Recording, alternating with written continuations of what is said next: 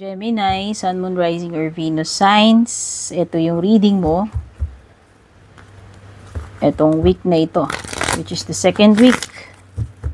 Welcome dito sa iyong weekly reading. Pero kung lumipas man yung mga panahon na nakalagay dyan, no? Huwag ka mag-alala kasi timeless reading din naman to Gemini.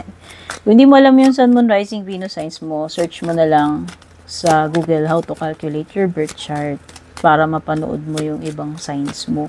Di ka man makaresonate dito sa sign mo na Gemini, malay mo doon sa ibang signs mo, di ba? Ayan.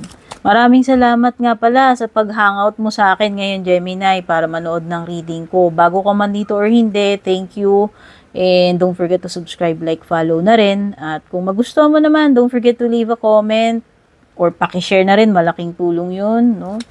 Pati na rin yung mga nag-join ng membership, nag-avail ng subscription, thank you. Pati rin yung mga nag-avail ng private readings ko. Speaking of, mga interesado mag-book, mag-inquire ng private reading ko, tingnan nyo na rin mga nakasulat sa description.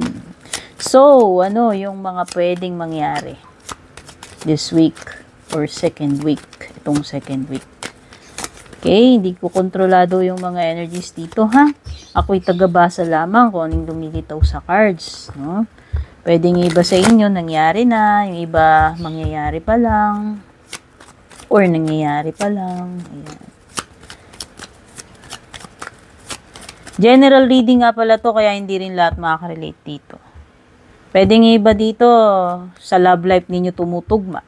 Pwedeng iba, may tumutugma pagdating sa career ninyo. So, iba-iba sa bawat tao. Kaya do not expect too much na ito ay tugmang-tugma sa inyo. Okay? Ayan.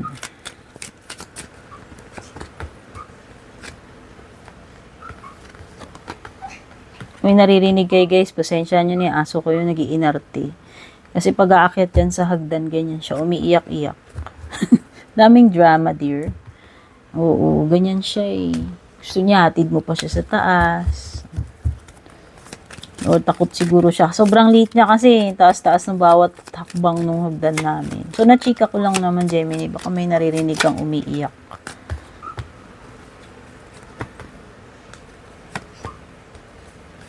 So, yung mga signs na lumilitaw dito sa cards mo, if ever na itong mga signs na to magre-relate sa sitwasyon mo or may kaugnayan sa sayo sa sitwasyon mo.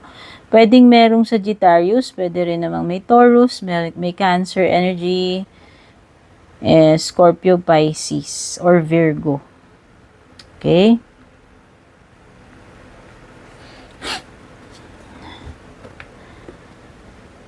Nako, so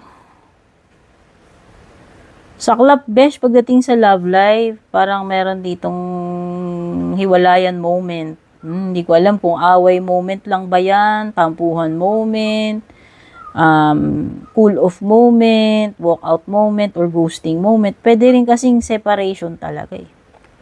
O yan ha, kagaya ng sabi ko, general reading to, Gemini. Pwedeng ito ay separation sa trabaho o separation sa karelasyon mo. Sa kakonect mo, sa jowa mo. Sabi ko nga, whether nagtampuhan kayo o talaga literal na naghiwalay kayo. Basta meron ditong gantihan mirroring na kung ano yung papakita niya, gagawin niya, ganun din. Kumbaga, tikiman kayo ng sarili ninyong medicine. Alam mo yun? Basta kung ano yung gawa niya, ibabato lang din ng isa Alam mo yun? Mirroring. Okay?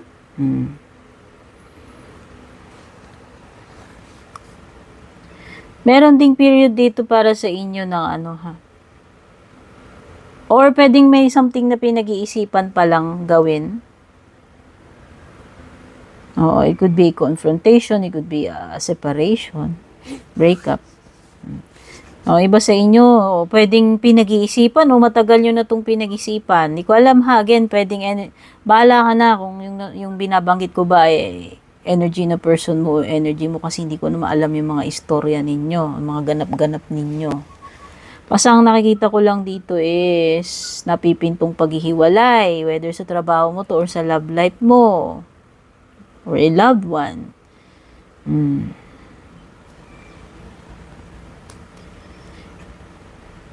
Oo, sobrang alam mo yun, sobrang mabo-broken heart ka talaga. Ano man tong paparating na to na mangyayari. Kasi may pagiging heartbroken dito. Whether breakup to sa breakup sa trabaho or breakup sa relationship mo. Masakit. Masakit.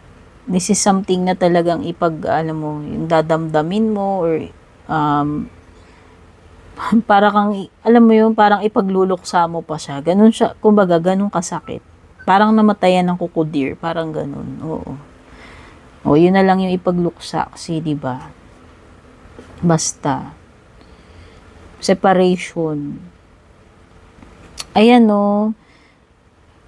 Sobrang lungkot mo talaga eh. Hindi ko alam ano tong mangyayari ha. Itong second week na magbibigay ng matinding kalungkutan sa iyo or pagiging broken-hearted. Tsaka parang energy ng may namimiss, hinahanap-hanap, oo.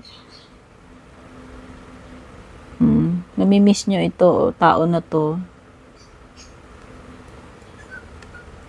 Pero wag ka mag-alala kasi parang may Cupid dito, mapapana ka uli ni Cupido. Merong something na hindi mo ine-expect na invitation na yan, whether this is a romantic invitation or pwedeng may kinalaman sa career mo o sa negosyo, basta may imbitasyon. Merong pagmi-meet up. Oo. Meron something na paparating na person sa'yo. Whether sa career, sa business, o sa romantic aspect. Ayan, have faith. Yung iba dito, panibagong love ang indication or kakilala.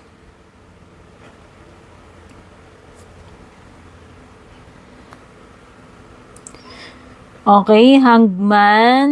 Meron talaga, yung iba talaga sa inyo dito, you will take time to pause. Meron something dito na ipuput on hold mo muna, wait, parang gano'n. Wait ha, kasi mag-iisip muna ako. Kailangan upuan ko to, maglaan ako ng oras. Parang gano'n yung energy mo eh. Basta meron something na mabibitin, mauudlot muna, matigil pansamantala kasi nga kailangan pag-isipan. Okay? Pagmuni-munihan, pag-isipan, or pagdesisyonan. Oh. Pwede rin kasing may mga pagle-let go since meron nga mga separation dito. Ayan, lumilitaw din yung pagle-let go dito. Okay? Definitely, meron kang something na, alam mo yun, isa-sacrifice or bibitiwan na, isusurrender mo na. Hayaan mo na yan, parang ganun. O baka yun yung aha moment mo kasi parang meron kang realization dito eh. Yung period na yan na nakasuspend, nakatigil lahat ng bagay, siguro nagkaroon ka ng moment na mapagtanto mo, ma-realize mo, okay, so maybe hindi talaga para sa akin to, or maybe ako na lang yung magpaparaya para dito, isa-sacrifice ko na lang. Kung may mga kasi merong energy ng pagsasacrifice or letting go. Release. So, ayan, may mga i-release. Okay? Paparating. Ano naman yung mga i-release na yan. O, baka iba sa inyo, hinihintay nyo talaga literal. Kailan ba i-release yung lisensya ko? Kailan ba i-release yung ganito, ganyan? Oops, sasabihin sa'yo, wait lang, kasi mukhang maghintay ka pa mga ganito. Kasi parang may delay eh. Suspension eh. So, yan. So, yung mga specific dito na iba na kung naghihintay kayo ng mga release ng kung ano man yan, bukang may waiting period or delay pa.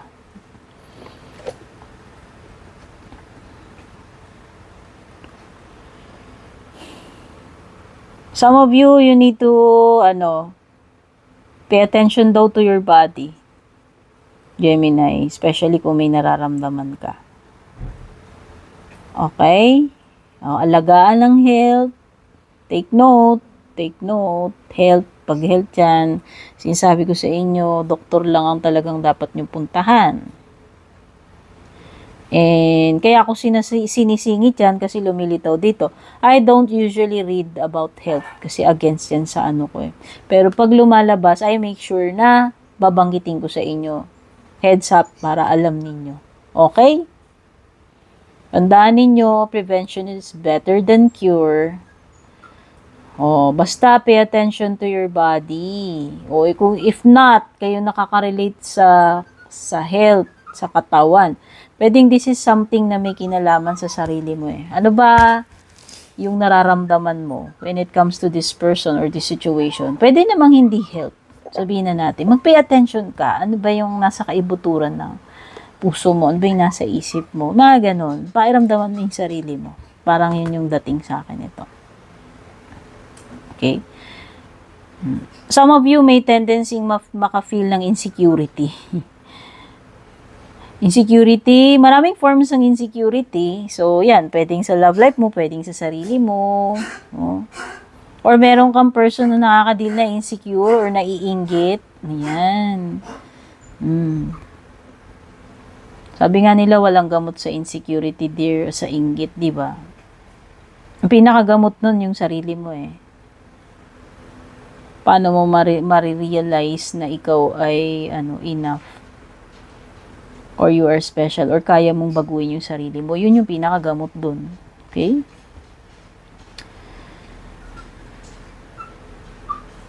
Meron ditong matinding attachment. Sabi ko nga parang meron ditong longing, missing. Meron ditong nagkikling. Meron ditong magsusurrender, magle-let go, pero meron ditong nagkikling pa rin. Or pwedeng ikaw yan, contradicting yung energies mo, na dapat mo nang i-let go, alam mo, dapat mo nang i-surrender, pero hindi mo mabitiw-bitiwan. Pwede rin namang energy mo lang din yan. Kung wala kang, kung hindi ibang tao yung tinutukoy dito. Kasi, may codependency, this is a toxic connection. Unhealthy attachment. Okay? So, dapat nile-let go na to, pero hindi pa rin, alam mo yon, pwedeng hindi nare-realize nung una. Pero yun na nga magkakaroon ka ng realization dito na ito itong pinanggalingan mo isang unhealthy connection na nagkaroon ng codependency, kaya dapat i-let go mo rin yan eventually. Okay?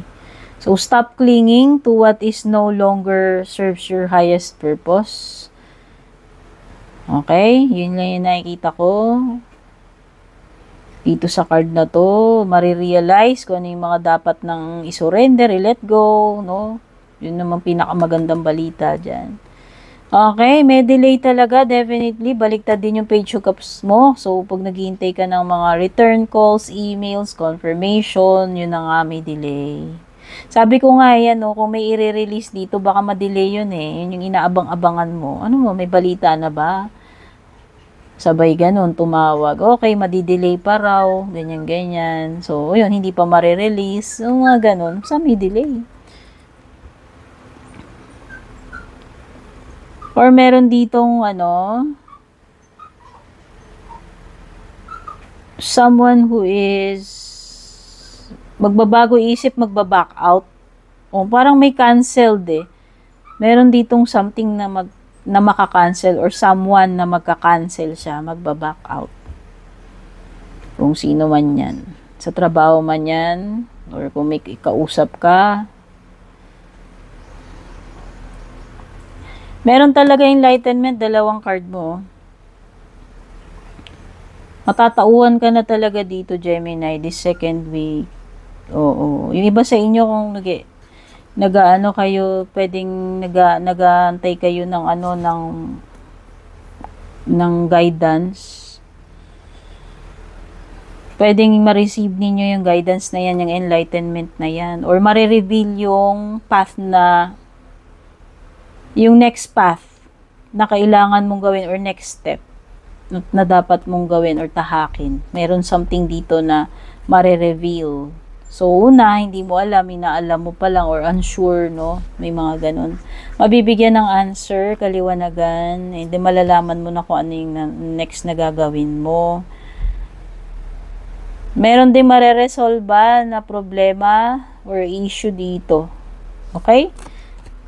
So, yan yung mga na-pick up ko dito sa iyong second week reading. Sana magkatotoo yung magagandang energies dito para sa'yo. Sana makatulong tong reading na to, gawin mo lamang guidance.